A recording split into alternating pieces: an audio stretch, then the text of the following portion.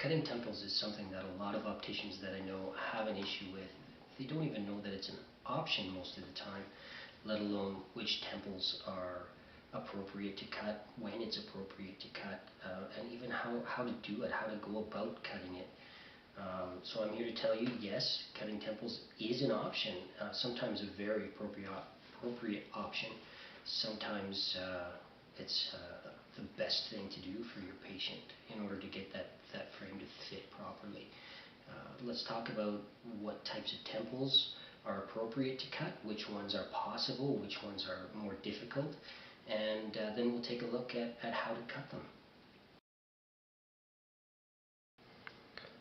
Let's take a look at a few different styles of temples. Now this is a plastic frame, and you can see that in this plastic frame we've got a metal core to it.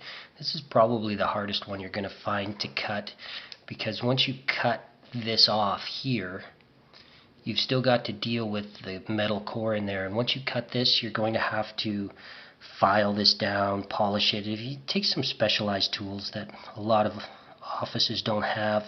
So you can cut this off, file it down, use a buffing wheel, a rag wheel to buff it all out to make it look nice, and then of course adjust it to however long you want.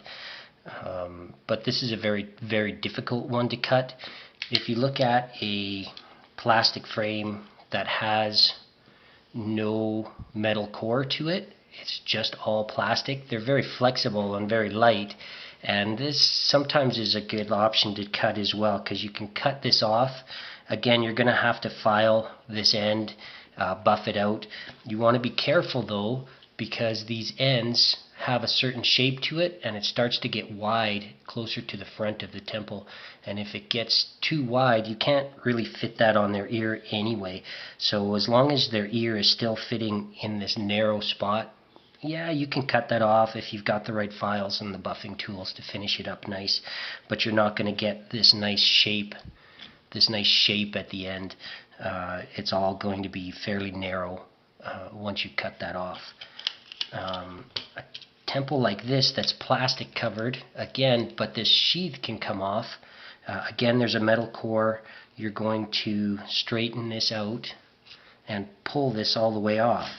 Now, you can clip this off, and then you have to cut the front of this plastic so that it fits on, and then that way you retain this nice shape.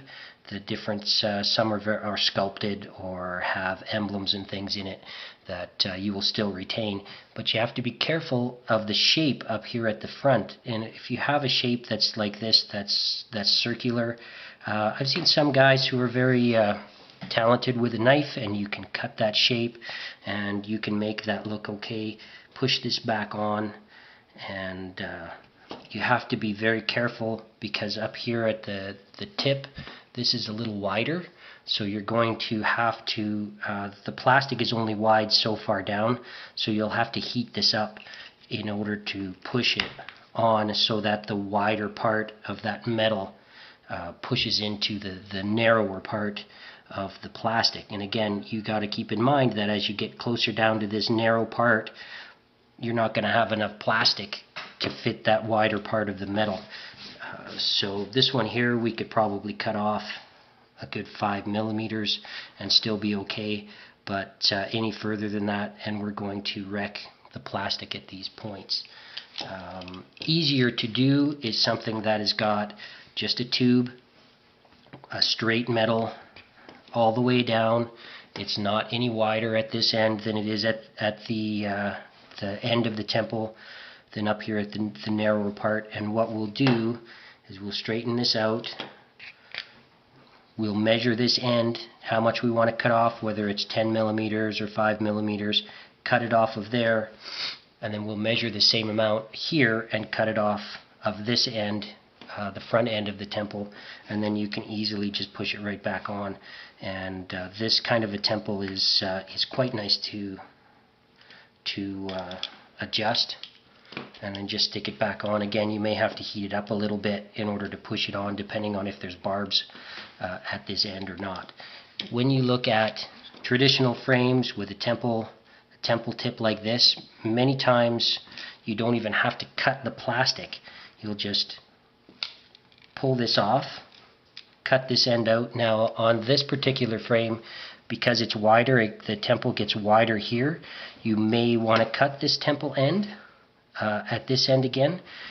But if you find a frame that is tubular all the way up and there's no difference in the width on the temple, for instance this frame is ideal to cut because it's the same diameter all the way up the temple, and we can pull this temple tip off, cut the metal, and retain the full size of this temple tip all the way up.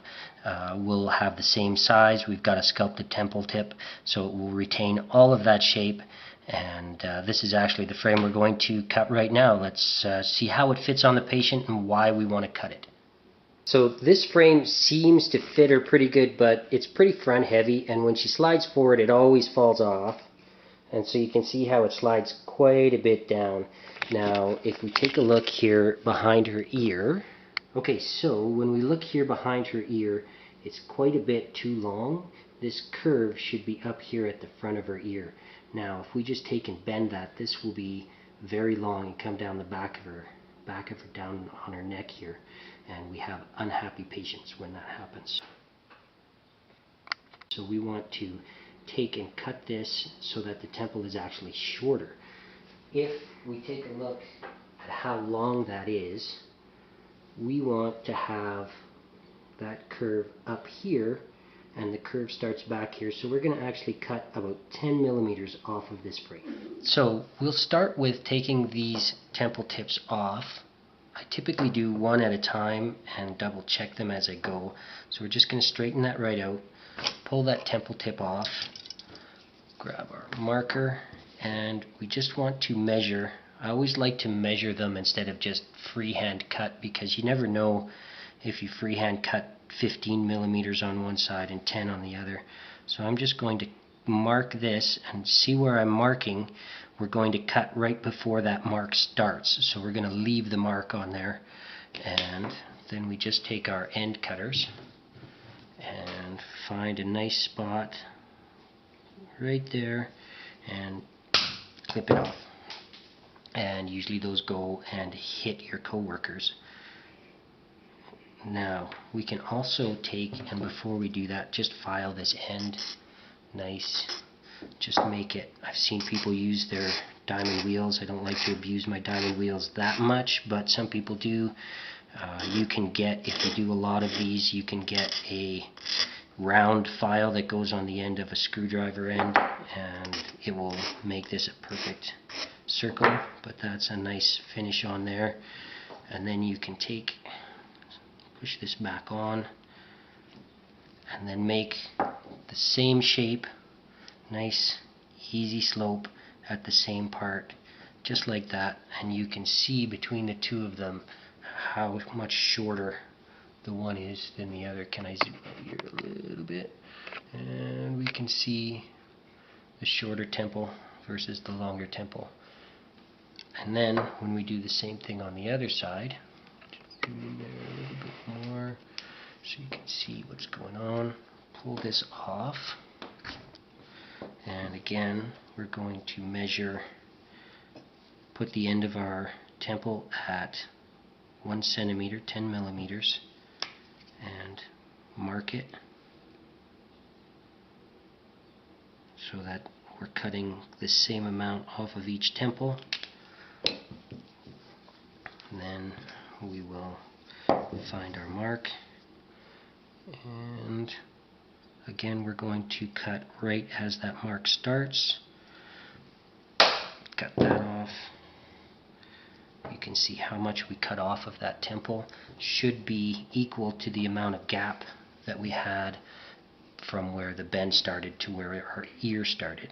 So let's put this guy back on.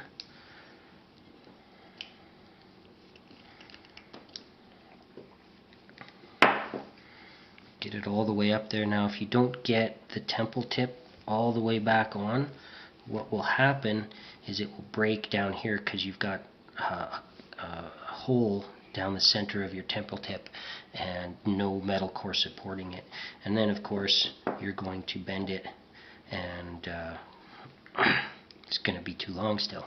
So the way I like to bend so that I have both temples the same length is I'll take the one that I have bent, put my thumb tip right up here where I used to bend it, and then I'll measure it down here. That's where the end of the temple goes, and then I come to my other one and I put the end there, and then where the tip is where I like to bend it, and then we can shape our temples so they fit nice and they have the right sort of shape to it. Nice easy slope. And now we've got two temples that are shorter by 10 millimeters than they used to be, and they should fit our patient nice. Let's check. Okay, so now we can see our temple bend is in the right spot. We've got a nice easy runoff here so that it's not impacting the back of her ear, and we've got a nice shape, and it's not coming too far down the back of her neck. Okay, so now we've got a properly fitting frame, and as she tips her head down, they stay put, and you can see they're not falling off, and when she looks back up, they're in the same spot, and now we have happy patient.